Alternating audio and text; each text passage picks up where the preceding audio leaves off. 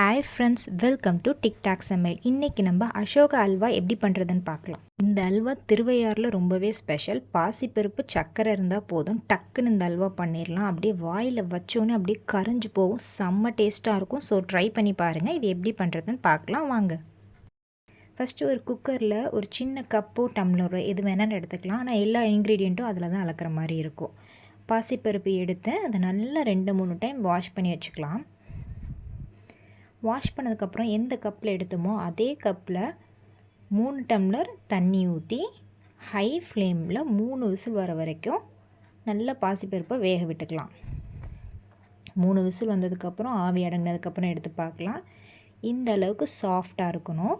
இதை ஒரு மிக்ஸி ஜாருக்கு ட்ரான்ஸ்ஃபர் பண்ணிக்கலாம். நம்ம எந்த கப்பில் பாசிப்பருப்பு எடுத்தோமோ அதே கப்பில் சர்க்கரை 1 கப், அதையும் மிக்ஸி ஜாரில் சர்க்கரை போடுறதுனால நம்ம தண்ணி ஆட் பண்ண தேவையில்லை.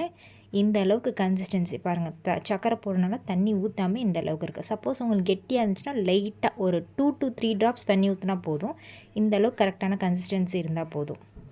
நல்லா ஃபைன் பேஸ்ட்டை அரைச்சி எடுத்துகிட்டு ஒரு பேனில் 1 டேபிள் ஸ்பூன் நெய் ஊற்றிக்கலாம். முந்திரி பருப்பு இது ஆப்ஷனல் தான், போடுறதுனா போடலாம். லைட்டாக நெய்யில் வறுத்து தனியாக ஒரு பிளேட்டில் ட்ரான்ஸ்ஃபர் பண்ணிக்கலாம். மறுபடியும் 1 டேபிள் ஸ்பூன் நெய் ஊற்றிட்டேன். 1 டேபிள் ஸ்பூன் கோதுமை மாவு, இதுக்கு பதிலாக நம்ம மைதா மாவும் சேர்த்துக்கலாம். ஸோ ஹெல்த்தியர் வெர்ஷன்னா கோதுமை மாவே, டேஸ்ட்டில் ஒன்றும் பெரிய டிஃப்ரென்ஸ்லாம் தெரியாது இந்த அல்வாவுக்கு.